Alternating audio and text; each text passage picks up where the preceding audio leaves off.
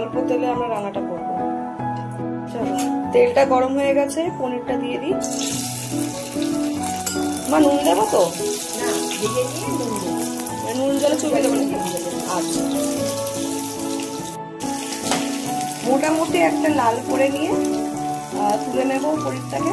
তারপরে আমাদের ছোলাটা সেদ্ধ করে নিয়েছে মা, নুন আর হলুদ দিয়ে সেদ্ধ করেছো তো। আর এই যে আদা বাটাও রেডি। ফোড়নের জন্য আমরা নিয়ে নিয়েছি হচ্ছে জিরে, শুকনো লঙ্কা, দারুচিনি, লবঙ্গ আর এলাচ। এলাচ অল্প দিয়েছি কারণ আমি এলাচ খাই না। আর এই যে কালকে ফেরার সময় অফিস থেকে নিয়ে চলে এসেছি।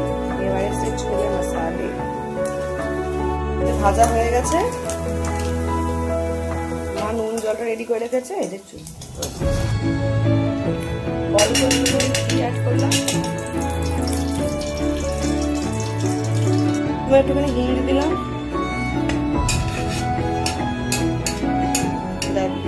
ফোড়নটা দিলাম। আর ফোড়নে যে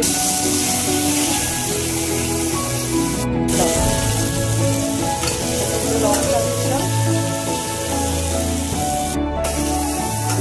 যেহেতু নিরামিষ হচ্ছে, এরপর আমরা আদা দেবো। রসুন বা পেঁয়াজ কিছু এটাতে ইউজ হবে না। আর ছোলের মশলাটা করে নিয়েছি। আর এবার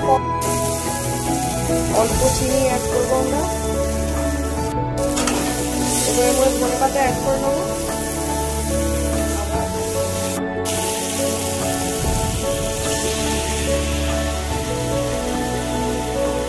নুন দিয়ে আমরা সেদ্ধ করেছি, কিন্তু এই মশলার জন্য পরিমাণ মতো অল্প নুন আমরা দিয়ে দেবো।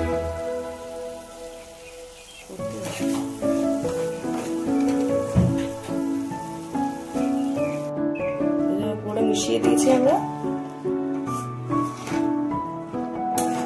মোটামুটি কষানো হয়েছে। এবার এই পনিরটা ছড়িয়ে দেবো, দিয়ে সেটাকে দিয়ে আবার কষাবো। Almost ready.